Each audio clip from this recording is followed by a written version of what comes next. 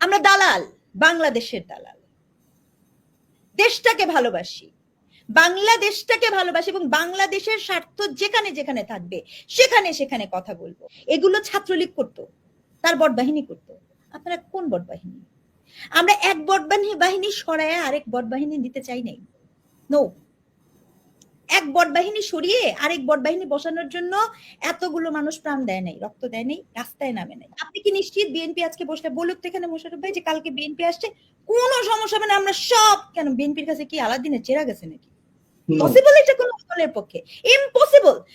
হাজারটা প্রবলেমে প্রশ্নবিদ্ধ হবে তারা, হাজারটা ভাবে আমরা তাদের কি করব।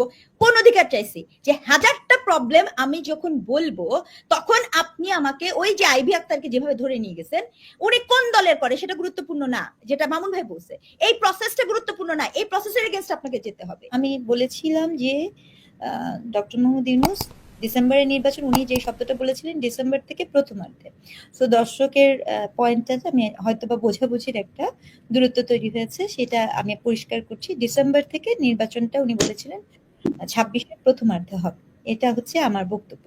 দ্বিতীয় একটা কথা যেটা আমি বলতে চাচ্ছি সেটা হচ্ছে যে হাসনাত আব্দুল্লাহর যে কথাটা আপনি বলেছেন, আসলে হাসনাত আব্দুল্লাহকে আমি কিন্তু প্রথম সেশনেই বলেছি উনি ভীষণ রকমের ভাবে আমাদের, আমরা যারা অ্যাটলিস্ট অধিকারের গল্প করেছি, সমতার কথা বলেছি, সেখানে আমাদের কাছে ওনার যেই আলাপটা হচ্ছে, আমার কাছে মনে হচ্ছে এখানে একটা ইমোশনাল গেম খেলার চেষ্টা হয়েছে এবং উনি একটা গ্রহণযোগ্যতা হারিয়েছেন। এটা এটা এই যে মানতে হবে, আপনি আপনি একটা সিদ্ধান্ত নিয়েছেন, তো আপনি রাজনীতিতে এসেছেন, উনি কোন পক্ষের কাছে গ্রহণযোগ্য হয়েছেন, কোন পক্ষ ওনাকে গ্রহণ করেছে, উনি সেই পক্ষকে চুজ করেছেন, তো ইট ওয়াজ হিজ চয়েস এবং সেই জন্য উনি বারবার একটা ইমোশনাল ড্রামা করার চেষ্টা করেছেন।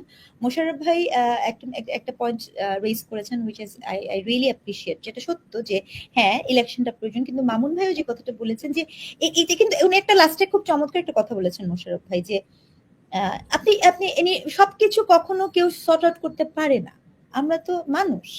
আজকে এটা কি কেউ বলতে পারবে আজকে বিএনপি কেন এক্স ওয়াই জেড, কেউই কিন্তু বলতে পারবে না যে আমরা আসলে আমরা সব ঠিক করে দিব, না, নো ওয়ে।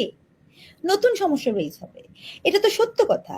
গত গত কতদিনে বিএনপির যে নেতাকর্মী আছে তাদের বিরুদ্ধে কি কম অভিযোগ আসছে? তো ভালো জিনিস যেটা আমরা অ্যাকশন নিতে দেখেছি, আই অ্যাপ্রিশিয়েট। একইভাবে এনসিপি দেখেন, একটা মাত্র পুষ্পটিত একটা দল, সেই দলের বিরুদ্ধেও মামুন ভাই বললেন না, সেই দলের বিরুদ্ধেও চাঁদাবাজির অভিযোগ এসছে। হ্যাঁ, মানে আমরা কি শুনেছি, সার্জিসের মতো নেতা বলে সিট খালি ছিল দেখে আমি হেলিকপ্টারে উঠে গেছি। আমি আজ পর্যন্ত হেলিকপ্টারে উঠতে পারিনি, আমার পক্ষে সম্ভব না, অ্যাফোর্ডেবিলিটির পক্ষে সম্ভব না। তো এই যে কথাগুলা আপনি খেয়াল করে দেখবেন। আরেকটা জিনিস আমি খেয়াল করেছি এই আন্দোলনে, আপনি দেখেছেন, আমি একটা জাস্ট একটা কোট বলি, সার্জিস বা হাসনাত, আমার ধারণা সার্জিস, আমি ভুল হতে পারি, তারা তাদের নির্বাচন এলাকায় প্রচারণা করছে যে আগামী 5-6 বছরের মধ্যে আমি এই এলাকা থেকে একজন মন্ত্রী হবে। Very sad, very sad. 5-6 বছর আগে মানে হঠাৎ করে আপনার ন্যারেটিভ কিভাবে চেঞ্জ হয়ে গেল? আমার এলাকায় তো সায়েন্টিস্ট হওয়ার কথা, আমার এলাকায় চিকিৎসক হওয়ার কথা, আমার এলাকার মানুষজনের নোবেল পাওয়া দরকার। Yes, absolutely right doctor Muhammad Yunus কবির যেটাই বলেন, আমি এটা বলেছিলাম, আমি আজকে আবারও বলছি, দেয়ার আর আপনার মোর দেন 200 ইউনিভার্সিটির সিলেবাসের মধ্যে উনার গ্রামীণ ব্যাংকের মডেল পড়ানো হয়, আপনি এটা অস্বীকার করতে পারবেন না, ট্রু।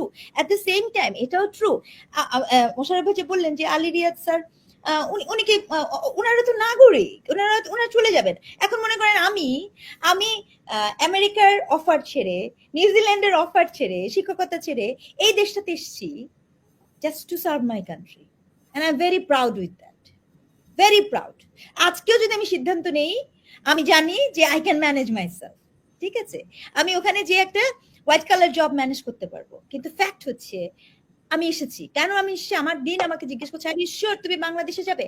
আমি তখন তাকে একটা কথা বলেছি, তুমি যে আজকে আমাকে দেখো, আমি জাহাঙ্গীরনগরে পড়েছি, আমার ওই 10 টাকা বেতনের ভাগিদার ওই রিক্সা চালক, দ্য রিক্সা পুলার, নাহলে 10 টাকার বেতনে আমি পড়ি না। তো I want to give back to my nation.